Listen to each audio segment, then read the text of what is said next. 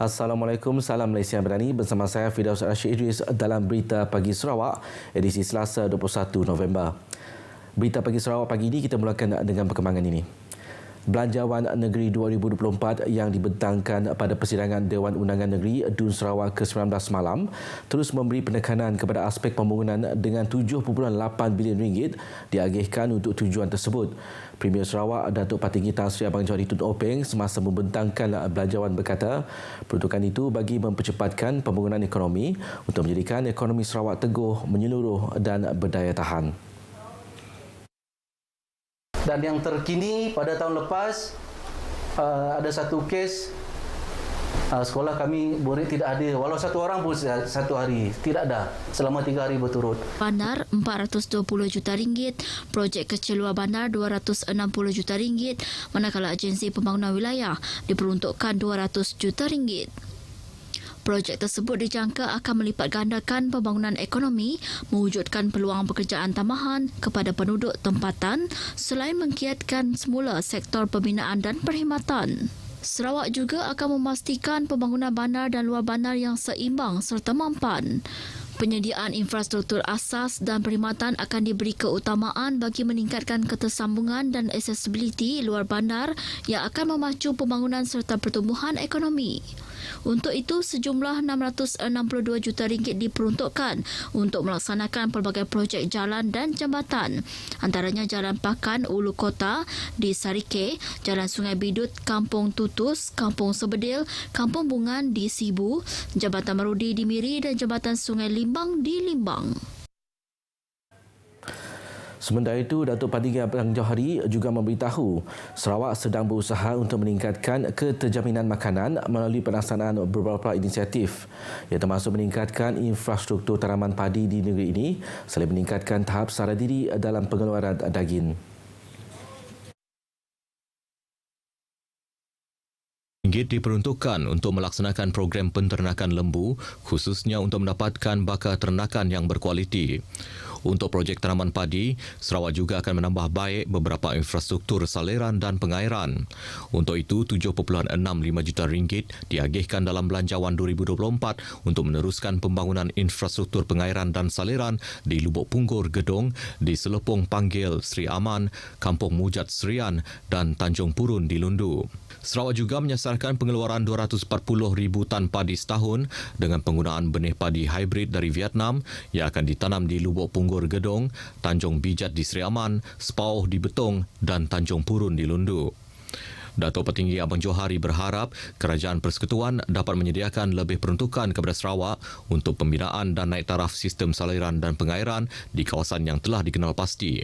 Menurut beliau, Sarawak masih sangat bergantung kepada beras import untuk memenuhi permintaan tempatan. Pada 2022, Sarawak mengimport 164,621 tan metrik beras bernilai RM362 juta. Dalam pada itu, Datuk Patinggi Abang Johari berharap Kerajaan Persekutuan menyediakan peruntukan yang lebih kepada Sarawak pada bajet yang akan datang. Ini sejajar dengan sumbangan besar Sarawak kepada pertumbuhan ekonomi negara serta tabung persekutuan, khususnya hasil daripada minyak dan gas.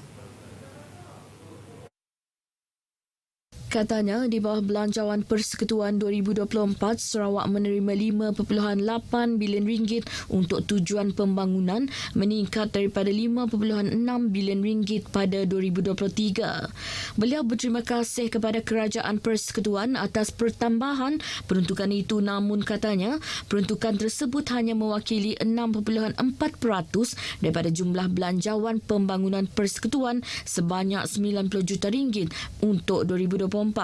Ia jelas tidak mencukupi untuk memenuhi keperluan pembangunan negeri dan menangani ketidakseimbangan antara Sarawak dan Semenanjung Malaysia.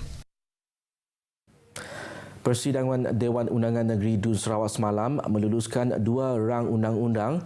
RUU pertama yang diluluskan adalah RUU Ombudsman Sarawak 2023 yang akan membenarkan orang ramai melaporkan salah takbir oleh agensi perkhidmatan awam negeri.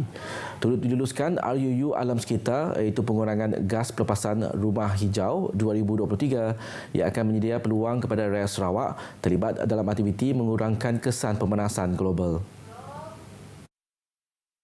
RUU Ombudsman 2023 diluluskan sebulat suara dengan 22 adun mengambil bahagian dalam perbahasan.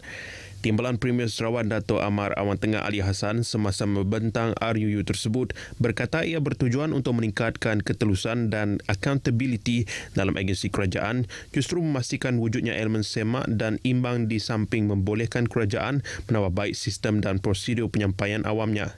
Beliau berkata Ombudsman akan diketuai oleh seorang Ketua Ombudsman dan seorang Timbalan Ketua Ombudsman bersama 3 hingga 5 anggota Ombudsman lain yang memiliki kepakaran atau pengalaman berkaitan untuk memastikan keberkesanannya. Pelantikan Ombudsman ini akan dibuat oleh Yang di-Pertuan Negeri Sarawak. Mereka akan mengangkat sumpah jawatan untuk tempoh maksimum 3 tahun dengan kemungkinan dilantik semula. Sementara itu, Timbalan Menteri di Jabatan Premier Sarawak, Datuk Sharifah Hasidah Said Aman Ghazali, semasa membentang RUU Alam Sekitar Pengurangan Pelepasan Gas Rumah Hijau 2023 berkata, RUU itu bertujuan untuk mengawal selia pelepasan gas rumah hijau, menggalakkan penangkapan dan penyimpanan karbon dan mengurangkan kesan perubahan iklim untuk mencapai pelepasan karbon sifar bersih menjelang 2050. Ia juga akan membuka jalan kepada Sarawak untuk mempunyai rangka kerja kawal selianya sendiri berkaitan tenaga bersih dan boleh diperbaharui. Seramai 16 adun mengambil bahagian membahaskan RUU tersebut. Isu ketidakhadiran pelajar penan ke Sekolah Kebangsaan SK Metalun di Belaga masih menjadi isu berpanjangan serta dipengaruhi pelbagai faktor luaran termasuk kekangan ibu bapa. Demikian menurut guru besar sekolah itu, Majid Ajar. Dan yang terkini pada tahun lepas ada satu kes sekolah kami murid tidak ada, walau satu orang pun satu hari tidak ada selama 3 hari berturut, gara-gara diboikot oleh pihak yang tertentu agar murid tidak dapat masuk ke sekolah. Sekolah yang dibuka pada 2014 itu merupakan sebuah sekolah di bawah program penempatan semula empangan hidroelektrik Murum. Majoriti muridnya etnik Penan dengan enrolmen murid seramai 189 orang termasuk 25 murid prasekolah. Beliau berkata demikian pada program Mojing Kenin, Jabatan Pendidikan Negeri Sarawak JPNS yang dihadiri Timbalan Pengarah Sektor Pengurusan Sekolah Dr. Les Med. Menurut Dr. Les, isu ketidakhadiran murid sememangnya sentiasa cuba untuk diatasi di pelbagai peringkat selaras dengan hasrat Kementerian Pendidikan Malaysia memberikan pendidikan kepada semua murid. Saya yakin usaha yang berterusan yang dibuat oleh pihak sekolah dan juga PPD serta JPN dapat mampu membawa anak-anak kita ke sekolah. Program Mojing Kenin dijalankan dengan kerjasama PPD Belaga itu turut memberi fokus utama bagi menangani isu ketidakhadiran murid Penan di kawasan tersebut. Berita Pagi Sarawak berakhir di sini. Ikuti Stadium RTM selepas ini untuk perkembangan sukan tanah air dan antarabangsa. Saya Firdaus Rashid Idris, dari sungai hingga ke segara, Palestin pasti mereka.